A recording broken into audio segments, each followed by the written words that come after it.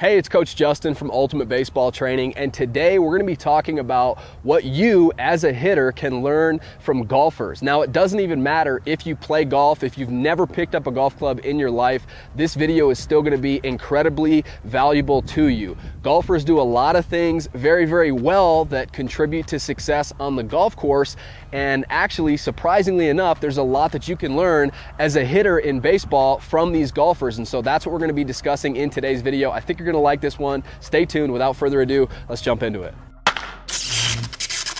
So let's talk about what golfers do extremely well. Now, I don't care if you've never picked up a golf club or played a round of golf in your life. If you're a baseball player, you're gonna find this video helpful, okay? So the first thing that golfers do really, really well is when they address the golf ball. So imagine instead of this baseball on the tee, there's a golf ball on the ground. I'm on the driving range. Instead of a baseball bat, I got a golf club in my hands, okay? When a golfer walks up to the ball and they address the ball, okay? So it'd be similar to, as a hitter, you stepping in the batter's box. But when a golfer, okay, when they address the ball, all right, when they get themselves all nice and aligned and nice and set like this, okay, when they address the ball and they get to this position here, a lot of times it's referred to as posture, okay?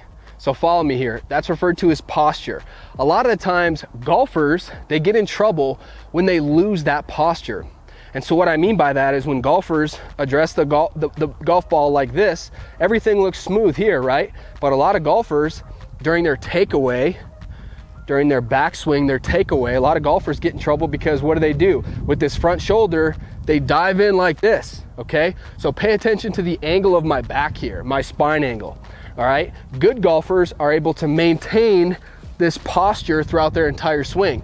Bad golfers in their takeaway, they might lose their posture here like this by diving with this front shoulder in like this. Or it might come later in their swing, after they get to their backswing and they come forward into their downswing, they might lose their posture this way and pull their front shoulder and pull their head, right? And so golfers get into a lot of trouble when they lose their posture. Well, guess what? So do baseball players. Baseball players do this all the time. So same thing can be applied in hitting, spine angle or posture, whatever you want to call it. But baseball players, if you get into your stance like this, right? This is my starting position. I have a similar angle, a similar posture to that golfer, right? I have a certain angle with my back. I'm not standing completely straight like this. I have a certain angle, okay? Now, if I'm able to, throughout my load and my stride and my swing, if I'm able to, keep that posture, keep that angle, well then I'm gonna create a really nice axis for my body to swing around, and I'm gonna be able to square that ball up nicely. But if I lose that posture, this is what a lot of baseball players do. What do, right? Especially after they load and stride, a lot of players lose their posture here because they're trying to do too much or trying to hit home runs. They pull their head, they pull their front shoulder like this. And so that's the first secret you can learn from golfers is try to keep that posture, try to keep that spine angle. I'm telling you, it'll really help you out. The next secret that you can learn from golfers, good golfers, they keep their head down through contact, okay? And it's very easy if you've ever been to the driving range or played around a golf. It's really easy, especially when you start cranking a few of them with your driver or something like that. It's really easy to start, picking your head up prematurely because you want to see where it goes, right? You want to watch the ball flight as you crush it. But you'll find, on the driving range or on the golf course that the more that you pick your head up like that, the more fat shots you're going to hit, the more you're going to top balls. You're not going to be as consistent with your ball striking if you pick your head up. Well, again, it's the exact same with hitting, all right? You have to keep your head down through contact. And we spend so much time on mechanics, on swing mechanics, right? But at the end of the day, you have to realize that the most important part of hitting is actually seeing the baseball, because it doesn't matter. You could have the most beautiful swing mechanics on the planet, and you could have insane bat speed, right? You could be super strong and a big, powerful hitter.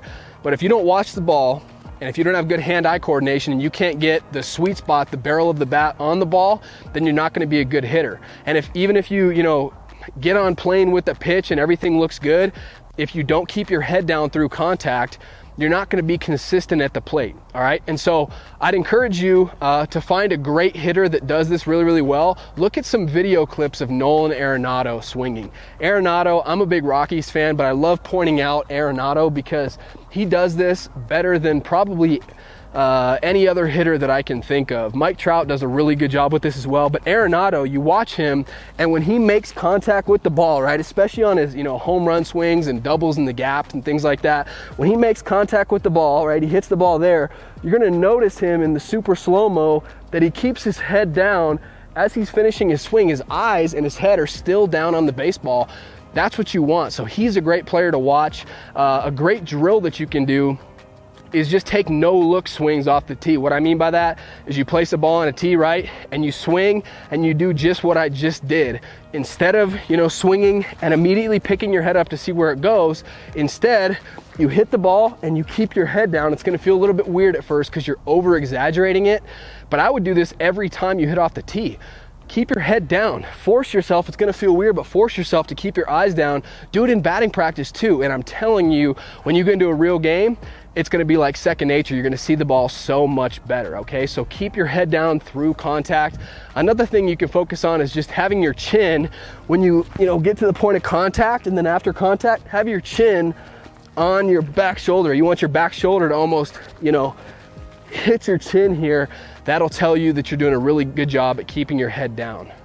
And the last big thing that you can learn from golfers, at least the best golfers in the world have kind of mastered this, that is they play one shot at a time.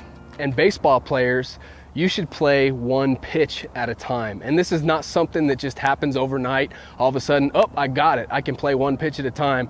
No, this is something you gotta constantly work at throughout your career because it's tough. It's tough in golf when you hit a ball in the water. It's tough to bounce back your next shot. In baseball, when you strike out, it's tough to walk up to the plate the next at bat with confidence. Or when a pitcher makes a mistake and he leaves a pitch right over the middle of the plate and you should have just crushed it and you fouled it off instead, it's difficult to, sit here and wipe the batter's box clean and forget about that pitch and move on. But it's something that all the elite baseball players and all the elite golfers do. They learn to play one shot at a time, so you need to learn how to play one pitch at a time. It's easier said than done, but just focus on win this pitch. Have a short memory, win this pitch. All right, if you win this pitch, let's say, you step in the batter's box with an aggressive mentality, you're ready to go, and it's a ball outside. Good, you won this pitch. Now step out of the batter's box, wipe it clean, move on to the next pitch, okay? Or even if you fouled off the pitch that you should have crushed, you lost that pitch, right? But you can't dwell on the past. It's done and over with. Whether you fouled off a pitch you should have crushed, whether you struck out your last at bat, whether you rolled over on a pitch that you should have crushed, you can't change that. It's done and over with. It's in the past, so stop worrying about it. Worry about the present moment. Win this pitch. I hope you enjoyed this video as much as I enjoyed making it for you. If you enjoyed it, smash that like button for me. I'd really appreciate that. And if you haven't subscribed to our channel yet, hit that subscribe button and join the UBT family. We're coming out with new baseball videos every single week, and I don't want you to miss any of them, so subscribe to the channel. And last thing, if you are looking to boost your bat speed and your power, I put together a free bat speed workout for you. It's 100% free. All you have to do is click on the link down below in the comment section. I'll leave that link in the first comment and I'll pin that comment, so it's super easy for you to find. So go grab your free bat speed workout, subscribe to the channel. Thank you so much for watching. I'll see you next time.